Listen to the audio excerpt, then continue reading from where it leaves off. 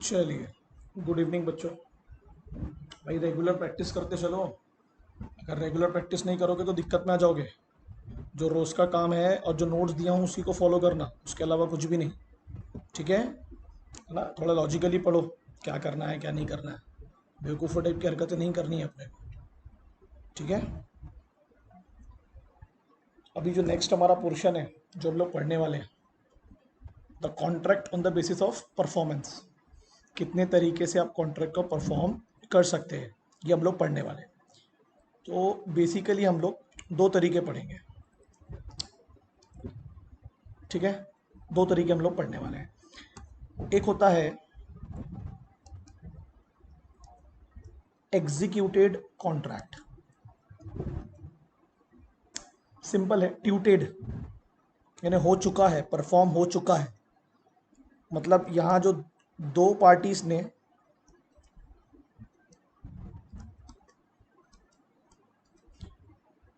Promise की थी एक दूसरे को,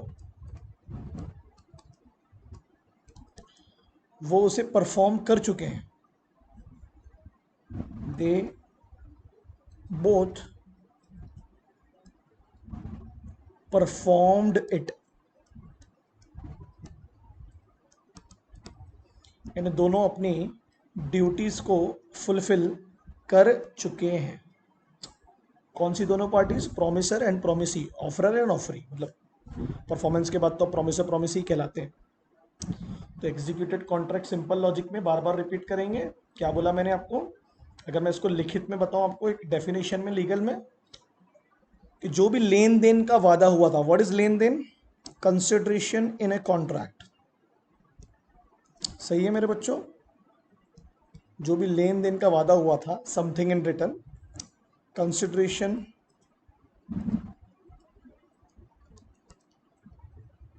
इन ए कॉन्ट्रैक्ट। जो भी लेन देन किस चीज के लिए हम लोग लेते हैं कंसिडरेशन? या तो कोई एक्ट के लिए, या किसी प्रकार के फॉरबियरेंस के लिए। फॉरबियरेंस का मतलब होता है मेरे बच्चों किसी प्रकार की माफी। समझा देता हूं जी, भूलने का नहीं बिल्कुल भी। अगर ए एक लैंडलॉर्ड है और बी एक टेनेंट है, किराएदार, और ये एक जमींदार, तो बी किसी भी प्रकार से अपना रेंट नहीं पे कर पा रहा है। अब दो चीजें होंगी, या तो ए एक्ट करेगा यानी उसको स्यू करेगा, उसके खिलाफ केस करेगा, या उसे फॉरबियर करेगा, माफी। वो ना लेन देन, या तो एक्शन के थ्रू आपका कंसिडरेशन होगा या फॉरबियरेंस के थ्रू। तो सी ने कहा ए को, ध्यान देना, कि प्लीज एक साल का और मौका दो रेंट पे करने के लिए बी को। तो एक साल तक के लिए एक कॉन्ट्रैक्ट बना फॉरबियरेंस का, कि एक साल तक की माफी, जो रेंट है वो एक साल बाद दिया जाएगा। तो ये जो फॉरबियरेंस वर्ड है, ये आपको बहुत देखने को मिलेगा। ये बिजनेसमैन के बीच में होता है, बैंक के बीच में होता है कि नहीं होता है माफी, है ना? डेटर एंड क्रेडिटर के बीच में होता है, उधारी लेने वाला और देने वाला। ठीक है, यहां तक समझा आपको मैंने क्या बोला फॉरबियरेंस का मतलब? यानी अगर यहाँ कुछ कर रहे हैं तो यहाँ कुछ नहीं कर रहे हैं, not to do that thing. Clear है कि नहीं क्लियर है? भाई आप नहीं सामने वाले के खिलाफ एक्शन ले रहे हो तो मतलब नहीं कर रहे हो ना। तो यहाँ लिख सकते हैं आप, इसको एक और वर्ड बोलते हैं, हम यहाँ कुछ नहीं कर रहे, मतलब एब्सटिनेंस, नॉट डूइंग एनीथिंग। तो क्या पढ़ेंगे इसको? ये वो कॉन्ट्रैक्ट है जहां पर कंसिडरेशन या तो किसी एक्शंस के लिए है, या किसी फॉरबियरेंस के लिए है, किसी एब्सटिनेंस के लिए है। सही है कि नहीं मेरे बच्चों? है ना? अब या तो वो एक्ट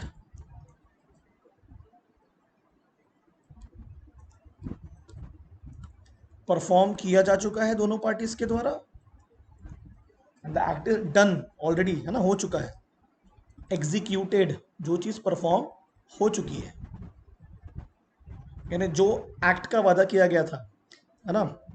ए ने कहा मैं आपके घर तुरंत आपकी कार लाके छोड़ रहा हूं, आप प्लीज इसके पैसे पे कर दीजिए। तो वो एक्शंस क्या थे, मैं कार दूंगा, पैसे पे करना, तो दोनों ने एक्ट कर दिया, मतलब कॉन्ट्रैक्ट क्या हो गया, परफॉर्म। सही बोल रहा हूं मेरे बच्चों? आप किसी शॉप में जाते हैं, जैसे फॉर एग्जांपल के तौर पर आपने मूवी की टिकट्स ली, उन्होंने मूवी दिखा दिया, मतलब दोनों ने अपने एक्शंस को परफॉर्म कर दिया, ऑफर एक्सेप्ट हो गया, परफॉर्मेंस हो गया। ठीक है, क्लियर है?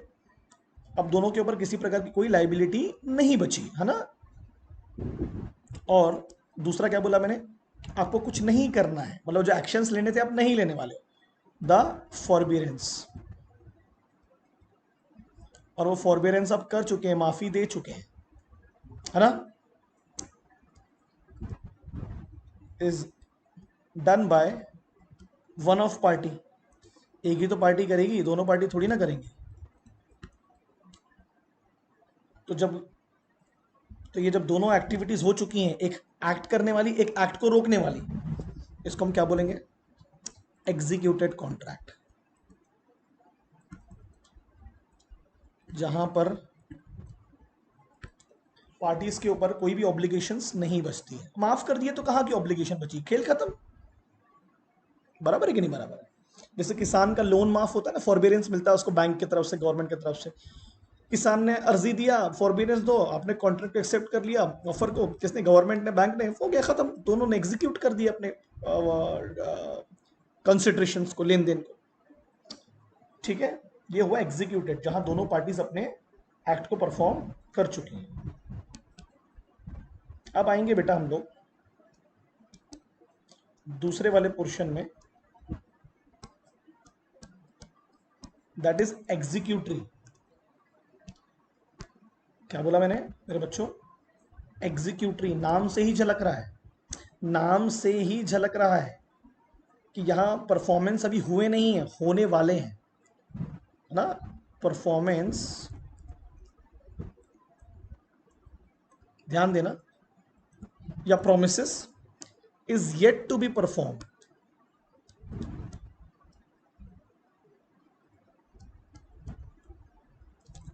Is yet to be perform by both the parties, by both the parties, one of the parties. ध्यान देना, फ्यूचर में होगा,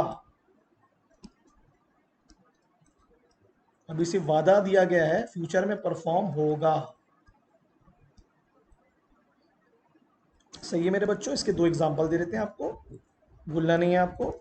पहला एग्जांपल ये बोलता है कि ए ने बी को कहा, ए ने बी को कहा, क्या कहा जल्दी बताइए, कि मैं आपको अगले हफ्ते कार डिलीवर करवा दूंगा।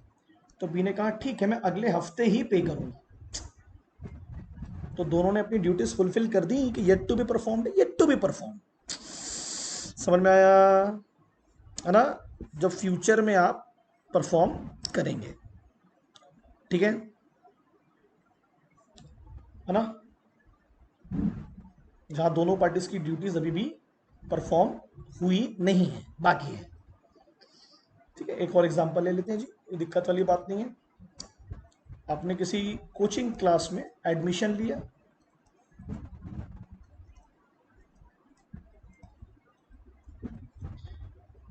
एक एग्जांपल है। तो ए ने कहा बी को कि भाई अगले महीने से कोचिंग क्लासेस स्टार्ट हो जाएगी, एडमिशन्स अगले महीने से स्टार्ट हो जाएंगे, है ना? तो ए ने बी को बोला क्या, फीस पे कर दीजिए। तो बी ने क्या बोला, आप क्लास स्टार्ट करवाइए, मैं पे कर दूंगा। यानी आप अपना ड्यूटी फुलफिल करिए, मैं आपने तो अभी परफॉर्म, कॉन्ट्रैक्ट तो बन गया ना, दोनों के बीच में ऑफर एक्सेप्टेंस हो गया, दोनों प्रॉमिस और प्रॉमिस ही हो गए।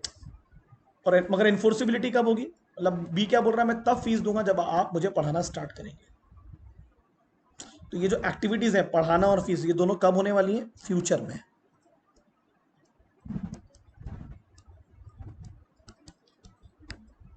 क्लियर है कि नहीं क्लियर है? समझा? जहां दोनों ने कॉन्ट्रैक्ट तो कर ली है, दोनों ने वादा तो निभा लिया, राइटिंग में, अपन राइटिंग में ही लेंगे, ऐसे ही बात करते हैं अपन। ठीक है, तो इसको अगर इसकी डेफिनेशन को हम अगर लिखते हैं तो कैसे लिखेंगे बच्चों, इसकी डेफिनेशन कैसे आएगी, समझो, सोचो। In this contract,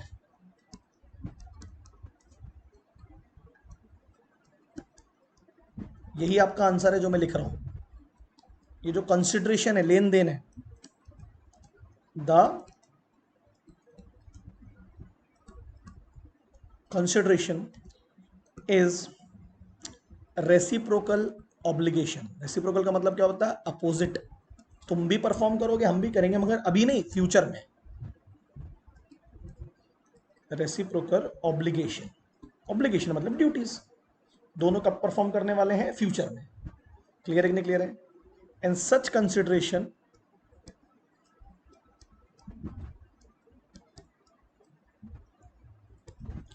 will be, क्या लिखेंगे? इज टू बी परफॉर्म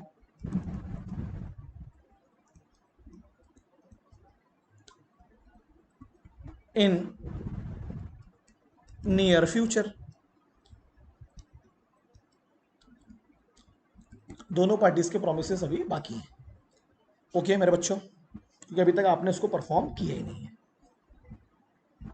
ठीक है, समझ में आया? अब एग्जीक्यूटरी के दो पार्ट हैं, ध्यान देना।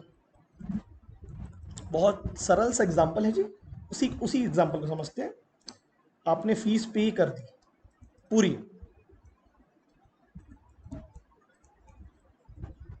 और उन्होंने कहा अगले वीक से हम आपकी ट्यूशन स्टार्ट करेंगे। तो एक पार्टी अपनी ड्यूटी फुलफिल कर चुकी है और एक का बाकी है। तो जब एक पार्टी अपनी ड्यूटी फुलफिल कर चुकी होती है और एक को परफॉर्म करना है, तो वन साइडेड परफॉर्मेंस हुआ ना। तो इसको बोलते हैं यूनिलेटरल कॉन्ट्रैक्ट। यूनि मतलब वन, जहां पर एक पार्टी अपनी ड्यूटी परफॉर्म कर चुकी है। जैसे हम लोग घर बनता है, कंस्ट्रक्शन का सामान बुलाते हैं, तो हमने एडवांस पे कर दिया या पैसे पे कर दिए, अब वो अगले हफ्ते हमको रेती भेजेगा, गिट्टी भेजेगा, सीमेंट भेजेगा, मगर हमने तो अपनी ड्यूटी परफॉर्म कर दी ना। तो यूनिलेटरल का मतलब क्या होगा? One sided contract.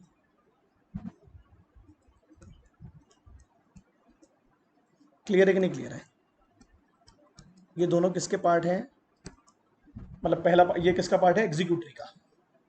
One party, one sided contract है। One party has already perform, अरे सही है कि नहीं? Already perform, and other and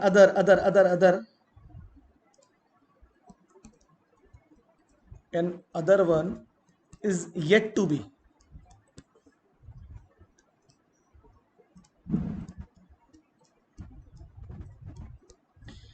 movie release होती है कभी कभी, बड़ी पिक्चर है, एडवांस बुकिंग होती है टिकट की, आपने देखा हो, तो वहां आप टिकट पहले ही खरीद लेते हो, है ना?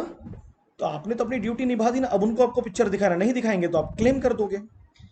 बड़े बड़े वो देखे हो आजकल डिजिटल प्लेटफॉर्म्स, तो वहां एक वर्ड आता है, आपने देखा होगा, सब्सक्रिप्शन।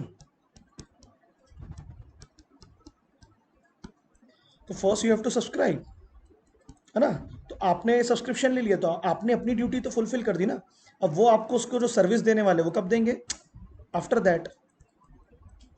और अगर उन्होंने नहीं दिया तो आप सीव कर सकते हैं। After that they will give services. अब मैंने डिजिटल हॉटस्टार पे सब्सक्रिप्शन दिया, बट मेरे को आईपीएल ही नहीं दिखा रहे, तो मैं तो उनको क्लेम कर दूंगा, है ना? वन साइडेड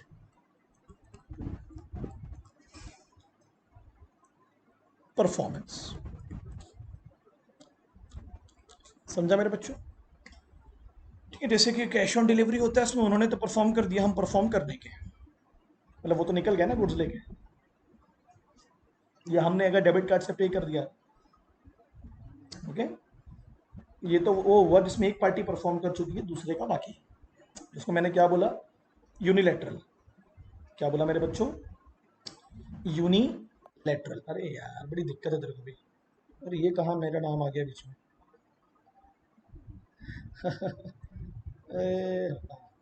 एक सेकेंड।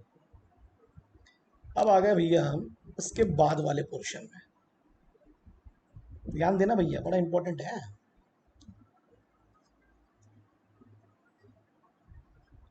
अब बचा बाइलेटरल। नाम से झलक रहा है, ध्यान देना। ये एग्जीक्यूटरी के पार्ट है। इसमें पहले एक एग्जांपल दे देता हूं तुम लोगों को। ए एंड बी, ए ने बी से फ्लैट खरीदा, फ्लैट फ्लैट इमूवेबल प्रॉपर्टी, किससे खरीदा? बी से।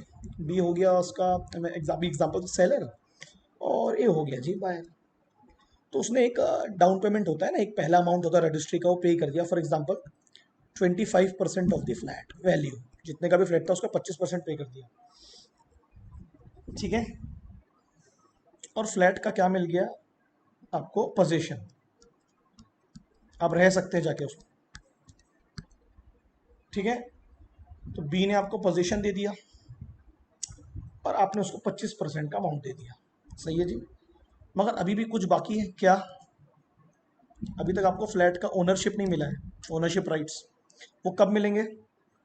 जब आप ए ने कहा कि मैं अगले 10 दिन में आपको रिमेनिंग 75% पे करता हूँ, तो बी ने बोला ठीक है, अगले 10 दिन में मैं आपको ओनरशिप के कागजात दे दूंगा। Understand what I am trying to say? Understand? कुछ कुछ बाकी है दोनों तरफ से, दोनों तरफ से। यहां पर सब कुछ बाकी था, कहां पर? एग्जीक्यूटिव। बाकी था कि नहीं बाकी था? यहाँ कुछ कुछ बाकी है और कुछ कुछ परफॉर्म हो चुका है। 25% दे चुका हूँ, मैंने भी पोजीशन दे दिया हूँ, मैं ओनरशिप तब दूंगा जो तो बचे हुए 75 देगा, सिंपल। तो ये क्या लिखोगे? इसकी डेफिनेशन क्या लिखोगे? कुछ कुछ, it is a contract, it is a contract in which, in which, ध्यान देना बहुत इंपॉर्टेंट है, सम ऑब्लिगेशन, सम पूरा नहीं बाकी है ना, क्योंकि कुछ कुछ तो हो चुका है। सम ऑब्लिगेशन इज रिमेन, हाँ मेरे बच्चों, थोड़ा सा पतला कर लेते, पता नहीं इसको मोटा होने की क्यों अच्छा है। इज रिमेन आउटस्टैंडिंग, यानी बचा हुआ है ना। आउटस्टैंडिंग मतलब क्या होता है? बचा हुआ है। On both the parties,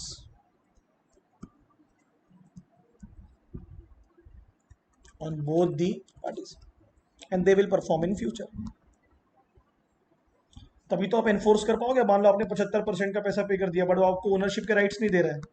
ownership का राइट्स का मतलब क्या होता है कि घर आपका हो गया, आपको जो करना है करो, तो आप स्यू कर सकते हो उसको, तभी तो एनफोर्सेबिलिटी आएगी। समझा? ये होगी इसकी डेफिनेशन, है ना। ये होगी इसकी डेफिनेशन, अरे हाँ के ना। और ये हो गई इसकी डेफिनेशन। कॉन्ट्रैक्ट के टाइप्स खत्म, फिनिश। इसको आपको लिख के तुरंत प्रैक्टिस करनी है। क्या क्या प्रैक्टिस करनी है अगले 2 दिन में? फटाफट याद देंगे। एग्रीमेंट की डेफिनेशन, कॉन्ट्रैक्ट की डेफिनेशन, प्रॉमिस की डेफिनेशन, एसेंशियल एलिमेंट यानी सेक्शन 10, ठीक है। Difference between agreement and contract, ये कल का होमवर्क है, ठीक है। सेक्शन के साथ लैंग्वेज को कैच करने की पूरी कोशिश करनी है। और परसों हम करेंगे, मैं हिंदी में इंग्लिश लिख रहा हूँ, परसों हमारा होमवर्क होगा पूरे टाइप्स ऑफ कॉन्ट्रैक्ट को खत्म करना। ये 2 दिन का होमवर्क है, इसको फटाफट फिनिश करना है आपने, ठीक है मेरे बच्चों। चलो take care, bye, good night.